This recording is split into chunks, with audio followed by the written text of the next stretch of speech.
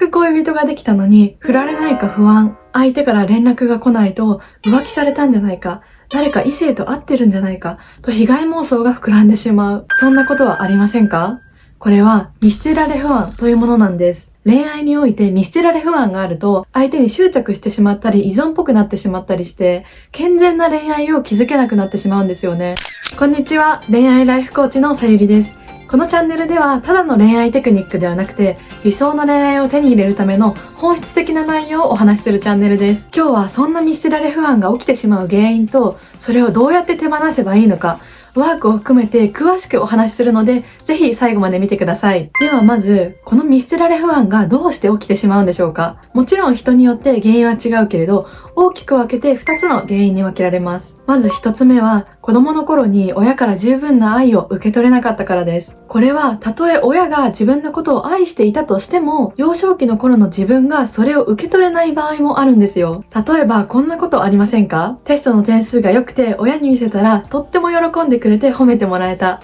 でも逆に悪い点数を取った時に厳しく怒られてしまった。そうすると親からの愛情を求める子供っていうのはいい点数を取らないと自分は愛してもらえないんだっていう風に思って必死にいい点数を取るいい子になっちゃうんです。おそらく親は子供がたとえいい点数であっても悪い点数であっても愛情は変わらないはずです。むしろその子がいい将来を手に入れてほしいからこそ勉強に対して厳しくなってしまったのかもしれません。でも親のこの気持ちとは別に子供にとっては悪い子になったら愛されないんだという風に思ってしまうんです。こうやって親からの期待に応えていい子で育った場合は常に自分の中で親以外であったとしても私はいい子ではないと愛されないという感情が芽生えてしまうんです。これはつまりありのままでは愛されないということなんです。これは恋愛であってもそうだし会社の上司に対しても上司からの期待に応え続けなければ自分の価値が認められないという風に思い込んでしまうんです。次にこの見捨てられ不安を持ってしまう2つ目の原因は過去の恋愛のトラウマから来ている場合です。これは想像がつきやすいと思うのですが過去に浮気された、突然振られて裏切られたと感じるような経験があると次の恋愛でもまた同じようなことが起こるんじゃないかと思ってしまいますよね。今の恋人は前の恋人とは違うって頭では分かっていてもそれでも見捨てられる不安ってなかなか消えないんですよね。これはなぜなのかというと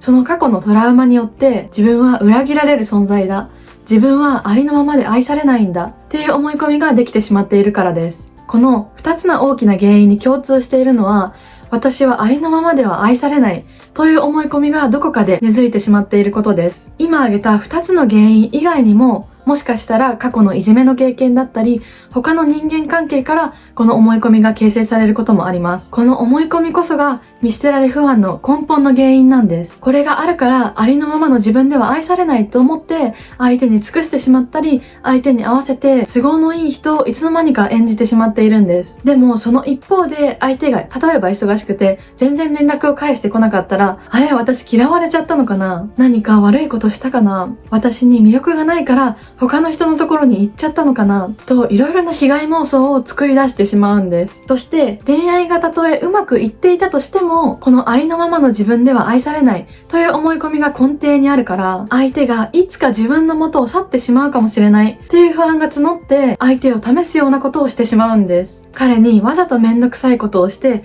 それでも相手が自分のことを好きでいてくれるかを確かめたくなるんですよ。そしてもし相手がそれに対してもう愛想を尽くしてしまったらほらやっぱり私はありのままでは愛されないっていうのを改めて認めることになっちゃうんです。この状態はまさに過去の私が陥っていたことなので本当に気持ちがよくわかります。そこからじゃあどうやってこの見捨てられ不安を解消して克服していったのか、これを根本から解決する方法をお伝えしていきます。これは結論から言うと過去と向き合うことです。これを避けてはありのままでは愛されないという思い込みを手放すことはできないんです。よく自己啓発では今を生きてるんだから過去は関係ない、今と未来があるだけだっていうのを耳にすることがあります。でも過去に作られたこの思い込みを手放すにはその過去に遡って考えない限りいくら私は愛される価値があるっていう瞑想やアファメーションをやったとしても完全に手放すことはできないんですよね。これは一時的にそんな気分になるかもしれないけれど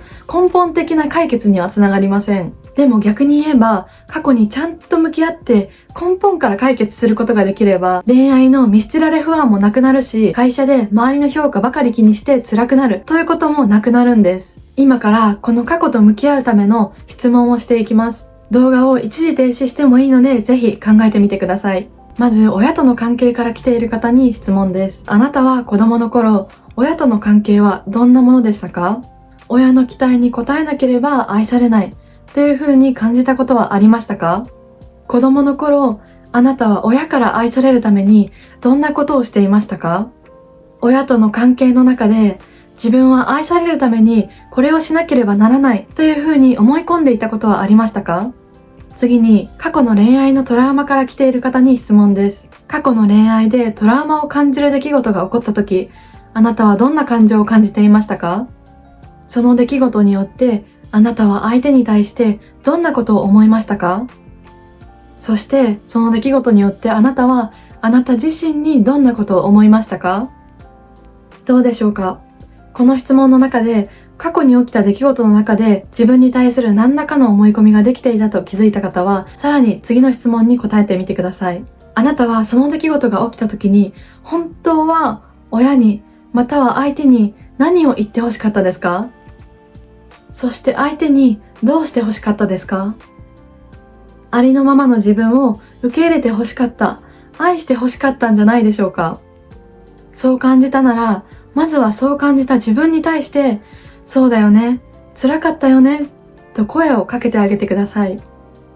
そして、こう言ってあげてください。私はどんなことがあっても、あなたの一番の味方だよ。私はあなたのことを一番に愛しているよ。親も過去の彼もあなたを愛しきれなかったかもしれない。でもそれはあなたの価値を決めるものではないんだよ。あなたは今のままで十分に価値があって、ありのままで愛されるべき存在なんだよ。この時に感じる安心感を目をつぶって思いっきり感じてみてください。あなたはあなたで大丈夫。あなたはありのままで価値がある。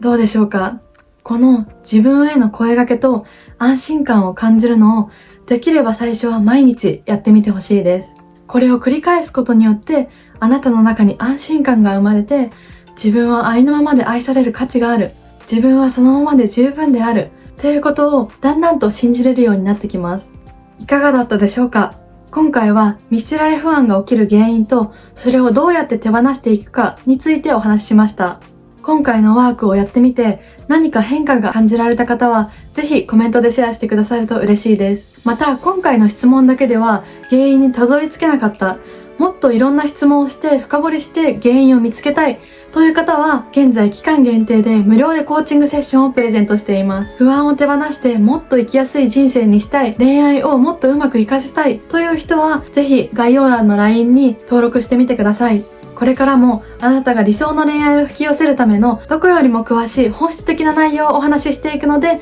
ぜひチャンネル登録と通知の設定をお願いします。また今回の動画が良かったなと思う方はグッドボタンを押して応援してくださるととっても嬉しいです。ではまた次回の動画でお会いしましょう。